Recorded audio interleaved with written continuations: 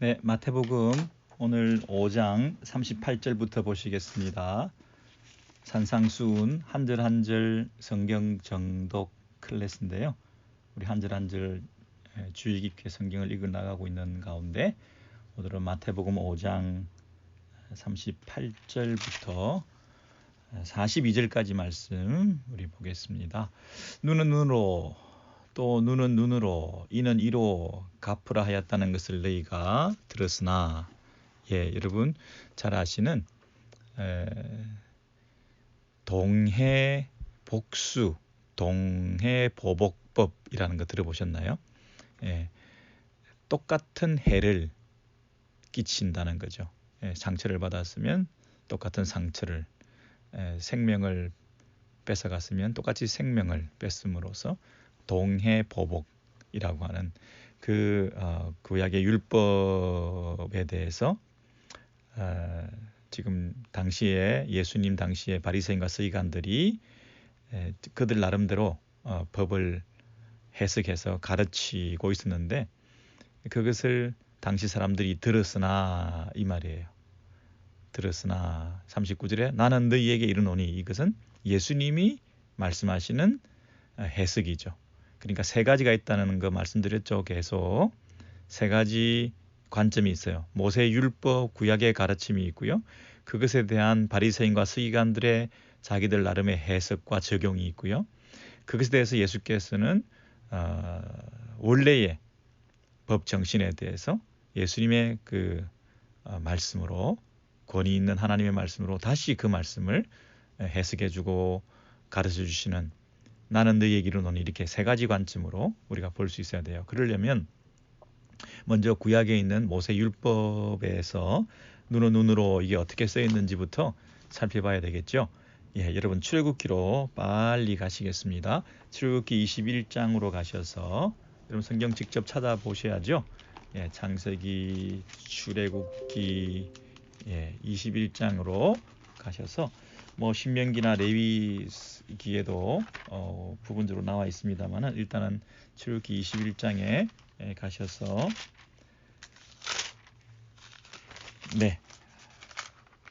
24절부터 여러분 보시겠습니다.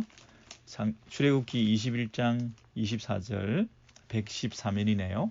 눈은 눈으로, 이는 이로, 손은 손으로, 발은 발로, 25절에 데운 것은 데움으로, 상하게 한 것은 상함으로, 때린 것은 때림으로 갚을지니라 그랬습니다.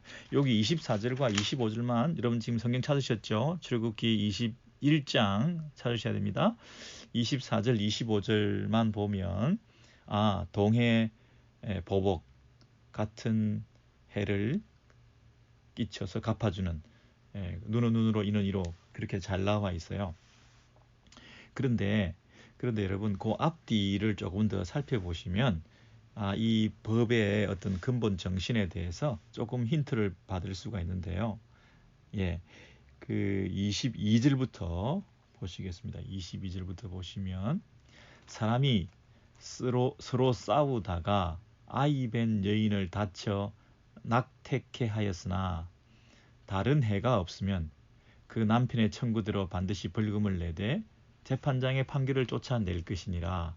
그러나 다른 해가 있으면 갚되 생명은 생명으로. 여러분 여기 문맥이 그 아이 뵌 여인을 쳐서 다치게 하는 경우에 해당되는 것입니다.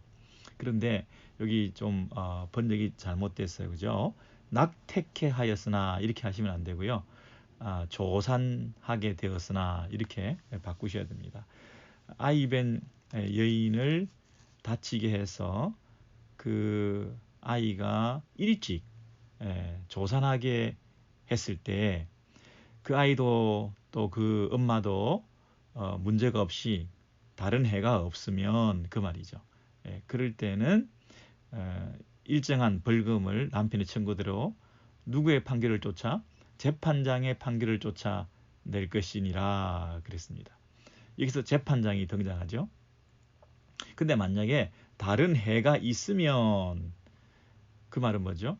아이가 사산을 한다든지 또 엄마한테 이 문제가 생긴다든지 산모한테 문제가 생긴다든지 그랬을 때는 생명은 생명으로, 눈은 눈으로, 이는 이로 이렇게 갚아줘야 된다는 것이에요. 자, 그러면 첫째, 이 동해보복법은 이는 이로 손은 손으로 이 법은 개인적인 복수를 내가 즉각적으로 하면 돼, 안 돼요? 안 됩니다.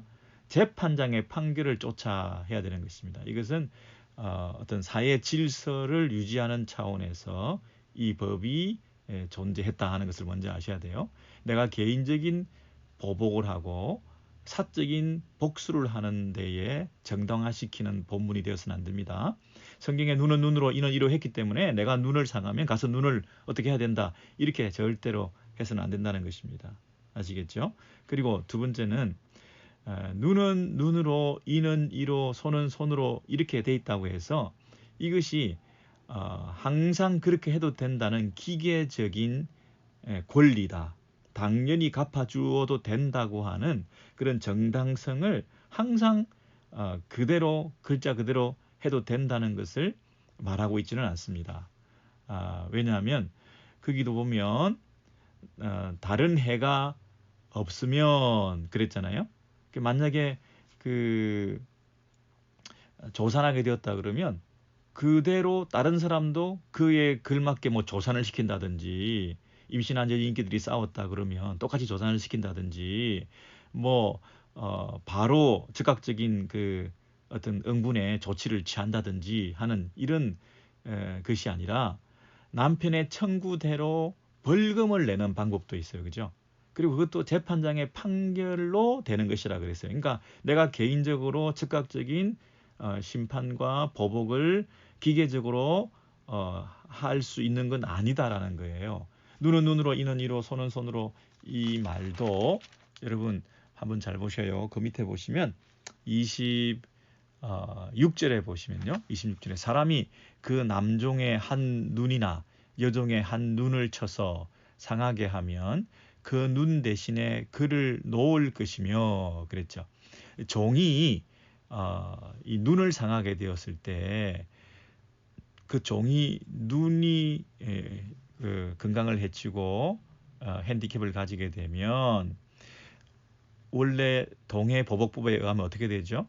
그 주인의 눈을 상하게 해야 되는 거잖아요. 눈은 눈으로 그랬으니까. 근데 그렇게 하지 말고 그 눈을 주인의 눈을 상하게 하는 대신에 그 종에게 자유를 선포하라, 이렇게 말했어요. 그 눈 대신에 그를 놓을 것이며, 27절에 그 남종의 한 이나 여종의 한 이를 쳐서 빠뜨리면 그 이 대신에 그를 놓아줘라 그랬어요. 이게 무슨 말입니까? 동해보복법에 의하면 똑같은 이를 뽑아주고 똑같은 눈을 상하게 해야 되는 거잖아요. 근데 이런 케이스에는 다른 방식으로 해결할 수도 있다고 말하고 있잖아요.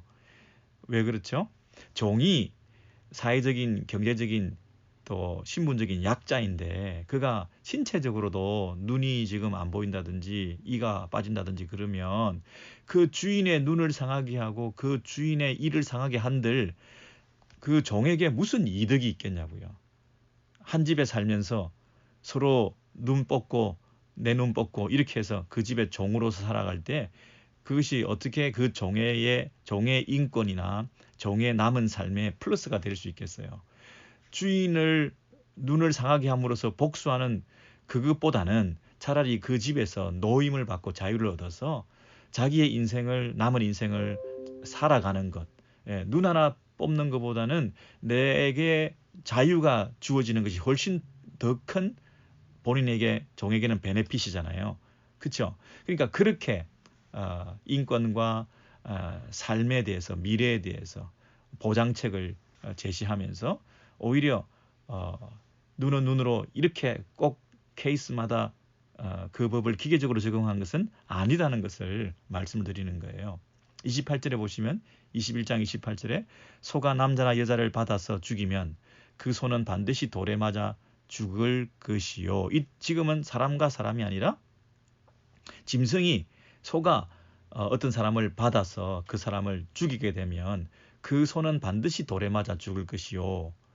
그 고기는 먹지 말 것이며 그 소의 주인은 임자는 형벌을 면하려니와 그 소가 죽었으니까 그죠? 예, 소가 죽인 거니까 주인은 잘못이 없다 이거죠. 예, 그런데 만약에 29절이 중요하네요. 소가 본래 들이받는 헤빗이 있고 그런 고약한 버릇이 있고 그것을 알면서도 그 주인이 그로 인하여 경고를 받았으되 단속하지 아니함으로 그걸 풀어놓는다든지 잘 제어 장치를 작동시키지 않음으로 말미암아 그 소를 들이받는 그 소를 그 버릇을 고쳐주지 않고 그것을 내팽개쳐 둠으로써 말미암아 다른 사람에게 해를 가했을 때 그 주인에게 뭐가 있다고요? 책임이 있다는 거예요.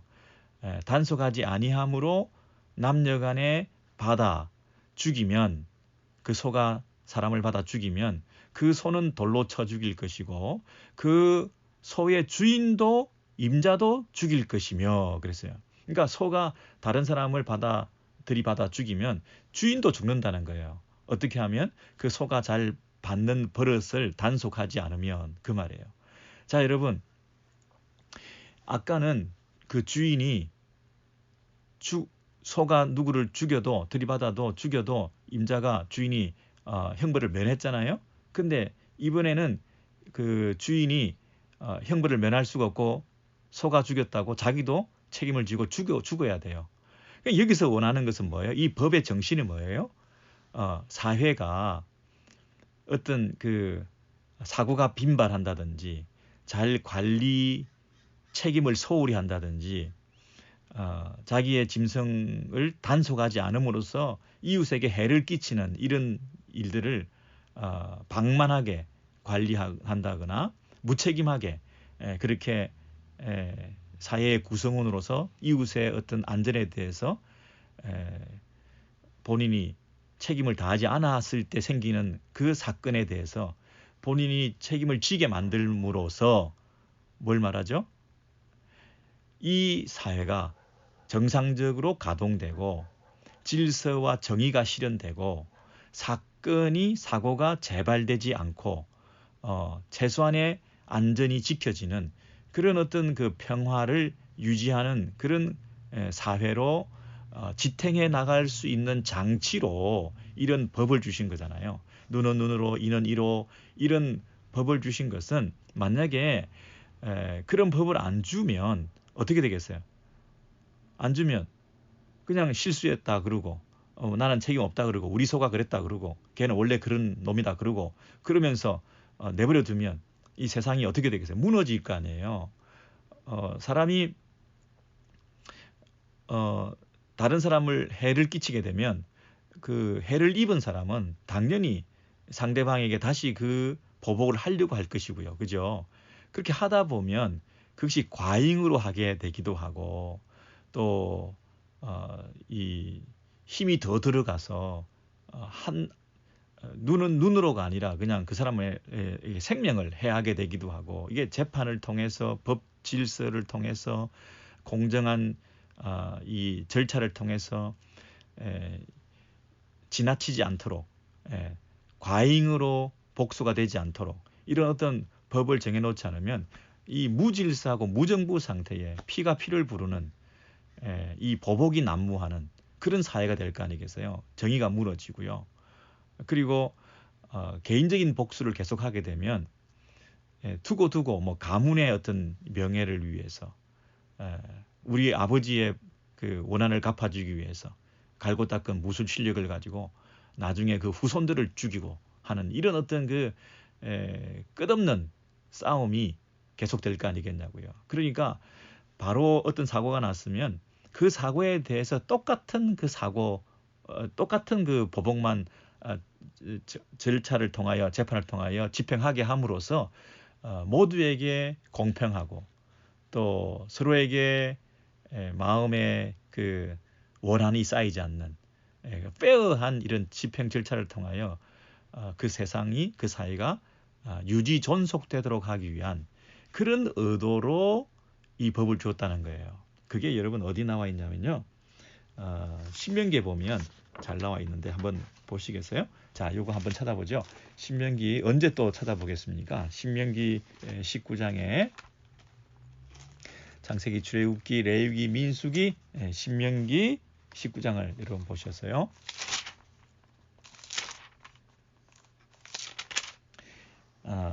18절부터 볼 텐데요. 290면이 되겠습니다. 291면 신명기 찾으시죠? 기다릴게요. 신명기 19장 18절부터 보겠습니다. 사실 이게 위정과 관련된 맥락인데요. 보세요. 18절. 재판장은 자세히 사실하여, 이 다른 번역은 뭐라고 되어 있나요? 재판장은 자세히 사실하여 그 증인이 위증인이라 그 형제를 거짓으로 무함한 것이 판명되거든. 그가 그 형제를 행하려고 꾀한 대로 그에게 행하여 너희 중에서 악을 제하라. 그리하면 제가 그 개역 개정으로 읽어드릴게요. 민수기, 신명기 19장 18절부터 제가 다시 읽어드릴게요. 신명기 19장 18절입니다. 재판장은 자세히 조사하여 그 증인이 거짓 증거하여 그 형제를 거짓으로 모함한 것이 판명되면 그가 그의 형제에게 행하려고 꾀한 그대로 그에게 행하여 너희 중에서 악을 제하라. 여기 모함한 것이 판명되면 그가 행하려고 꾀한 그대로 갚아주라는 거죠. 그래서 그대로 그에게 행하여 너희 중에서 악을 제하라. 이런 일이 다시 일어나지 않도록 경각심을 주라는 거죠. 20절에 그리하면 그 남은 자들이 듣고 두려워하여 다시는 그런 악을 너희 중에 행하지 아니하리라. 내 눈이 긍휼히 여기지 말라. 생명에는 생명으로, 눈에는 눈으로, 이에는 이로, 손에는 손으로, 발에는 발로이니라. 이렇게 동해보복법을 얘기하게 된 그 배경이 뭔가요? 그렇게 해야 이 법이 시행된 것을 그대로 행해야 그 다른 사람들이, 남은 자들이 그것을 듣고 두려워하여 다시는 그런 악을 너희 중에서 행하지 아니하리라. 너희 중에서, 이 공동체 안에서, 이 이스라엘 사회 안에서 최소한 법 질서가 유지되고 어떤 그 정의가 실현되는 무법천지의 어떤 그 보복이 난무하는 이런 악순환이 거듭되는 이런 사회가 아니라 어떤 공평하고 정의로운 사회를 구현하기 위해서는 이렇게 동해보복법을 시행하는 것이 최소한의 안전장치다. 그 일을 하라는 거죠. 그러니까 구약의 율법의 이 눈은 눈으로 이 정신이 뭐죠? 적어도 그 당시 이스라엘 사회에서 완벽한 아름다운 천국의 모델로 이상적인 그 아이디어란 그 윤리가 실현될 수는 없지만 그 당시에 복수가 난무하고 서로가 서로를 죽이고 과잉 복수를 통하여 피를 부르는 그런 사회 분위기에서 이 사회를 안전하게 지키기 위해서는 최소한의 어떤 그 보복만 재판장을 통해서 그 일을 집행하게 함으로써 모두가 공평하게 하는 그런 의도로 그 사회에 주어졌다는 거예요. 여러분 이해되시죠? 일시적이고 또 부분적인 그런 윤리를 그 공동체 안에서 실현하기 위해서 완벽하진 않지만 이해되십니까? 예를 들어서 뭐 구약에서 일부 다처제가 있다든지 노예 제도가 있다든지 뭐 이런 여러 가지 그 제도를 완벽하게 뒤집어서 다 온전하게 이상적으로 천국처럼 그렇게 만들라는 게 아니라 그 당시에는 어쩔 수 없는 그런 윤리 사회적 상황 속에서 그나마 최소한의 그 질서를 지키기 위해서 이렇게 디자인하신 그 법으로 모세율법에서 눈은 눈으로 이 법이 주어졌다는 거예요. 그러니까 이 법의 정신은 뭐라고요? 과잉복수 금지 이렇게 얘기하시면 되죠. 예, 피를 부르는 보복이 반복되지 않도록 눈은 눈으로만 만자를 붙이셔야 돼요. 눈은 눈으로만, 이는 이로만. 예? 그렇게 보복을 함으로써 질서를 지켜나가자. 그런 뜻으로 이 구약의 율법이 주어졌다는 거예요. 근데 이 율법을 엄연히 그렇게 율법에는 그런 정신으로 공동체에게 남은 사람들에게 이걸 듣고 두려워해서 더 이상 또다시 그런 범죄를 되풀이하지 않도록 내가 이런 죄를 지으면 이만큼 내가 받을 수밖에 없다고 하는 그런 두려움을 가져서 또 그런 죄를 재발해서 범죄를 하지 않도록 하는 그런 어떤 그 경각심을 주고 그 공동체를 지키기 위해서 그렇게 했는데 이 법을 이제 그 예수님 당시에 바리새인과 서기관들이 가지고 와서 어떻게 적용했냐면 첫째는 이렇게 재판정을 통해서 이 법이 시행돼야 됨에도 불구하고 개인적인 적용을 했다는 거예요. 성경에 눈은 눈으로 돼 있기 때문에 기계적으로 무한정 복수하고 갚아주는 것은 정당한 법이다. 그것도 내가 사적인 보복이 가능하다. 이런 쪽으로 이 법을 확대해서 범위를 넓혀서 그것을 즐긴다 그럴까요? 정당화시킨다 그럴까요? 자기들이 마음대로 법의 정당성을 확보한 상태에서 눈은 눈으로, 이는 이로 분명히 그렇게 성경에 나와 있으니까 그대로 갚아줄 수 있다. 그건 잘못된 게 아니다. 그리고 재판정을 통해서가 아니라 내가 그걸 즉각 시행할 수 있다 하는 면에서 이 법을 오용, 남용 하고 있었다는 사실에 대해서 예수께서 너는 그렇게 들었는지 모르겠지만 그렇게 배웠는지 모르겠지만 나는 너희에게 이르노니 하고 다시 말씀하시는 거예요. 자, 그래서 이제 예수님의 수준은 그 모세의 율법을 재해석해주고 모세 율법의 그 원래 법 정신을 밝혀주시는 것이죠. 근데 그 모세 율법의 정신을 당시 사람들이 자기 편의로 잘못 적용하고 있었기 때문에 그것을 일깨워서 그 정도 수준의 법이 아니다 이게. 처음 이 법이 주어졌을 때는 뭐 구약의 그 상황에서는 어쩔 수 없이 동해보복법 정도로 눈은 눈으로만 보복해라 그 정도로만 이게 주어졌지만 원래 법 정신은 그게 아니다는 거죠. 갚아도 된다는 게 아니라 이웃에 대해서 원수까지도 악한 자까지도 용서하고 사랑하라는 차원에서 이 법이 주어졌다는 것을 말씀하시고 싶어 하는 거죠. 자, 그게 본문으로 들어오셔서 마태복음 5장 가셔서 나는 너희에게 이르노니 그 부분 보시죠. 5장 39절입니다. 나는 너희에게 이르노니 악한 자를 대적하지 말라. 자, 이것이 악한 자를 대적지 말라. 이것이 예수님의 그 해석입니다. 예수님의 가르침입니다. 그리고 그 밑에 나오는 것은 그것에 대한 예화들을 예화라기보다는 구체적인 예시를 하면서 첫 번째는 뺨 맞는 거, 두 번째는 속옷, 겉옷, 옷 문제, 세 번째는 이 동행하는 문제, 억지로 오리를 가게 하면 심리를 가라는 동행 문제, 네 번째는 돈을 꾸고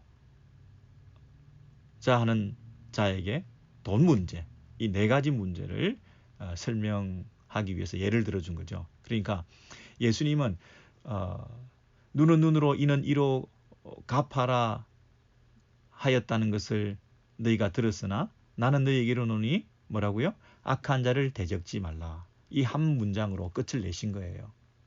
자, 그러면 악한 자를 대적지 말라. 이게 무슨 뜻인가요? 악한 자를 대적지 말라. 여러분, 악한 자를 대적지 말라는 것은 마귀나 사탄을 대적지 말라는 게 아니죠. 이것은 개인적인 차원에서 말하는 거라고 제가 말씀드렸죠. 예, 나에게 사적으로 나를 상해를 입히거나 해롭게 한 자들에게 내가 어떻게 그들에게 맞설 것인가, 보복할 것인가, 갚아줄 것인가 하는 것에 대해서 너는 너에게 해를 끼친 그 악한 자에 대해서 대적하지 말라. 이것이 예수님의 가르침이라는 거예요. 원래 사람들은 어떻게 해요? 무자비하게 갚아주고 10배, 1000배, 100배 갚아주고 아니면 눈은 눈으로만 갚아주고 그것은 정당한 보복 행위이기 때문에 법적으로 보호를 받고 그것은 내 권리다. 내가 마땅히 할 수 있는 내 권리다. 너도 한 대 맞아라 하고 때려줄 수 있는 그 정당성을 확보하고 있는 우리들에게 뭐라고 얘기하시냐면 너는 그런 보복을 하지 마라 하는 거죠. 악한 자를 대적지 말라, 맞서지 말라. 이 대적지 말라는 그 안티라는 말의 어원부터 시작하는 그 안티스테미라는 말이죠. 그러니까 맞서지 말라, 그에게 반항하지 말라, 반대하지 마라, 대적하지 마라. 한국말로 제일 좋은 말은 이런 표현을 쓰는지 모르겠습니다만은 갈지 마라. 그를 계속해서 맞서서 갈봐주지 마라. 네가 나에게 섭섭하게 했다고 해서 나도 너에게 섭섭하게 할 거다. 네가 내 말을 거절하고 내 말을 반대했다고 해서 다음에 나는 꼭 너를 한번 반대할 것이다. 이렇게 두고 보는 거 있죠. 내 안에 생기는 그 어떤 저항심, 그 미움, 섭섭함, 이런 것들로 나를 해롭게 하고 힘들게 한 사람에 대해서 보복 심리, 복수심 이런 것들을 내 안에 두지 말라 이런 뜻이죠. 그럼 정리할게요. 살인하지 말라 하는 것은 결국에는 내 안에 미운 마음을 가지지 말라는 거고 사랑하는 마음을 가지라는 거였잖아요. 살인하지 않는 행위 그 자체를 말하는 게 아니고 그죠? 그러므로 이 눈은 눈으로 하는 얘기가 예수께서 뭐라고 하셨냐면 악한 자를 대적지 말라 한다는 얘기는 그냥 대적하지 않으면 되는 게 아니라 내 안에 뭘 없애야 된다고요? 복수심. 간음하지 말라가 의욕을 품지 말아야 되는 마음의 문제였고 살인하지 말라 하는 것이 내 안에 있는 미움의 문제를 제거하는 것이었다고 한다면 이 눈은 눈으로 이 부분의 보복에 대한 것은 악한 자를 대적하지 말라는 얘기는 결국에는 내 안에 있는 그 복수심 그것을 제거하라는 것이에요. 마음의 문제라는 거죠. 우리 모든 죄가. 자, 그런데 우리 안에 있는 복수심은 이게 왜 이런 게 있을까요? 여러분은 복수심, 보복심리 이런 거 없으신가요? 나는 없다. 나는 뭐 그렇게 보복의 심리가 없다. 이렇게 말하는 사람은 사실은 거짓말이죠.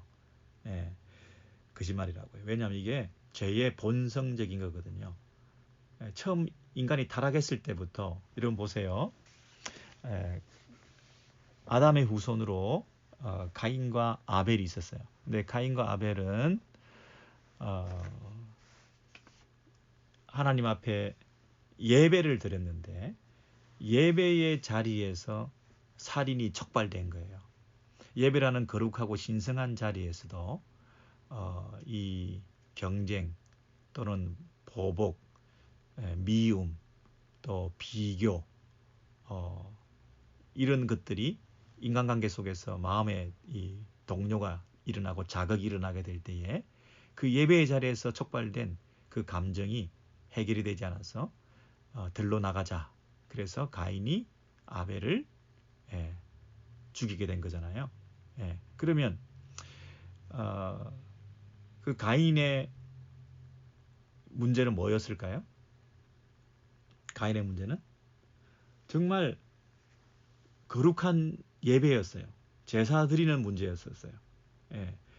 그럼에도 불구하고 그 안에서 분노가 표출되고 자기의 제사가 거절된 것에 대해서 어떻게 했죠?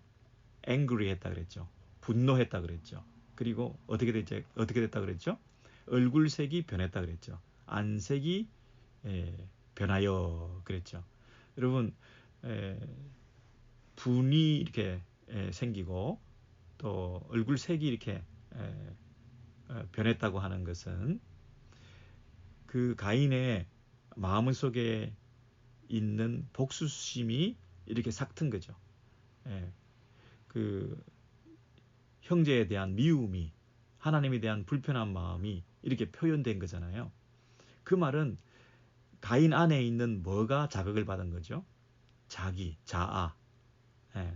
자기가 상처받았죠. 자존심이 상했죠. 내 것이 거절되었다고 하는 그 거절감 때문에, 손상받은 자아 때문에 자기에 대한 연민이 생긴 거죠. 내가 불쌍하게 느껴지게 된 거죠. 한없는 자기애에 도취되어서 자기 자랑과 과신, 자기 만족, 자기가 뭐가 부족했어요. 내가 뭐가 못났어요. 내가 왜 이런 취급을 받아야 돼. 왜 다른 형제는 이런 제사가 연락되는 데 비해서 나는 거절당해야 돼. 하는 그 자기에 대한 가득한 어떤 그 분노가 해결되지 않는 채로 막 안색이 변하고 분으로 표출되고 이렇게 된 거잖아요. 그래서 그 마음 안에 있는 이 복수심이 자극을 받고 형제를 심지어 죽이기까지 했거든요. 그럼 이것은 몇 배나 갚아준 건가요? 아니 마음에 조금 상처받은 것이 사람을 생명을 죽이는 것까지 눈은 눈으로 이는 이로가 아니죠. 자기는 작은 상처를 받은 것도 없어요. 근데 마음에 상처받은 것으로 사람을 죽이기까지 하는 이런 아주 극악한 이 보복 행위가 인간 안에 누구나 다 가지고 있는 거예요. 누구나 다 우리 안에 뭐가 있다고요? 타락한 죄인들은 죄의 그 깊은 뿌리 안에 내가 상처받았을 때는 무한정의 복수를 해주고 싶은, 안갚음해주고 싶은 즉각적인 그 반응이 나타나기 마련인 것이 인간이라는 거예요. 이게 다 가인의 후예들이 가는 길이에요. 이게 모든 인류가 가는 그 죄의 뿌리에서부터 표현되는 복수심이라는 게 우리 안에 있다는 것을 반증하는 거죠. 여러분 그 가인의 후예 중에 그 다음에 어떤 사람이 있었죠? 그 라멕이라는 사람이 있습니다. 라멕이 여러분 나중에 한번 찾아보세요. 창세기 4장에 있는 말씀인데요. 그 가인이 이제 이제 하나님 앞에서 그래도 생명은 지켜주시기로 보호해 주시면서 가인을 죽이면 벌을 7배나 받을 거다 하면서 하나님께서 은혜를 베풀어 주신 거죠. 그런데 가인이 나가서 성을 만들고 성을 쌓고 그 세상에서 성을 쌓고 또 자기의 어떤 그 터전을 만들어서 자기 세상을 가지고 살고 있다가 하나님을 떠나서 자기 보호 장치로 먼저 한 것이 도시 건설이라 그랬죠. 성을 쌓고 그래서 자기들이 사는 울타리를 만들어서 그 안에서 삶을 영위하는데 그 성의 이름을 자기 아들의 이름을 따서 뭐라고 그랬어요? 에녹성이라 그랬죠. 아들의 이름이 에녹인데 그 에녹의 이름을 따서 그 성의 이름을 짓고 그러니까 자기 세상인 거죠. 자기 세상이죠. 그런데 그 에녹의 후손 중에 그러니까 가인의 후손 중에서 라멕이라는 사람이 있는데 라멕이 아내가 둘이 있었는데요. 자기가 상처를 좀 받았어요. 그 소년이 어떻게 뭐 실수로 했는지 몸에 라멕이 상처를 받았어. 여러분 아시는 대로 그랬더니 이 라멕이 뭐라고 했죠? 아내들을 불러놓고 내가 그 소년을 죽였다 오늘. 가인은 하나님께서 가인을 보호하기 위해서 7배 벌을 준다고 그랬는데 나한테 함부로 하면 내가 77배로 갚아주겠다. 77배로 내가 나를 보호하겠다는 거잖아요. 그러니까 이 라멕은 가인의 후예 중에 라멕은 이제 그 칠 때 이렇게 내려오면서 가인의 후예가 쭉 내려오면서 갈수록 어떻게 되는 거죠? 더 하나님 없이 자기 세상을 만든 거죠. 가인이 이 성을 쌓고 하나님을 거기서 주방시키고 자기들끼리 그 성의 어떤 그 안전을 평화를 유지하려고 했던 하나님이 없는 세상을 만들었다고 한다면 그 가인의 또 후손들 중에서 이 라멕이라는 사람은 완전히 하나님을 추방하고 하나님의 보호와 안전보다는 내 주먹을 믿고 내 칼을 믿으면서 내가 산다 하면서 나에게 약간 상처를 입힌 그 소년을 찔러 죽였다. 나는 나한테 잘못하면 77배로 갚아주겠다. 이 완전 숫자를 반복하면서 내가 하나님이란 얘기죠. 내가 내 인생을 책임지겠다. 내가 내 생명을 내가 지키겠다. 하나님이 지켜주는 것보다 내가 더 확실히 지킬 수 있다. 그것을 두 아내에게 과시했죠. 아내를 불러놓고 나한테 조금만 힘들게 하면 다 죽여버린다. 뭐 아내들한테 겁을 준 건지 몰라도 그 아내들에게 자기의 용맹함과 자신의 그 어떤 세력을, 권력을, 힘을, 본때를 이렇게 보여줌으로써 자력으로 이 세상을 산다. 하나님은 없이 우리 힘으로 우리를 보호하고 안전을 지키면서 우리를 스스로 구원할 수 있다. 자력 구원에 스스로의 힘으로 스스로를 구원할 수 있고 살아갈 수 있다고 하는 그 모습을 이 라멕이 보여준 거잖아요. 자, 여기서 뭘 볼 수 있나요? 사람은 어떤 일을 당하면 과잉으로 복수하게 된다. 그리고 그것을 자기 존재의 과시로 생각한다. 사람들 앞에 자기 힘을 보이려고 한다. 그것이 사내다운 것이다. 그것이 내 분이 그나마 좀 풀린 것이다. 나한테 손만 대봐라. 나한테 조금이라도 건드리기만 해봐라. 내가 가만히 있나 봐라.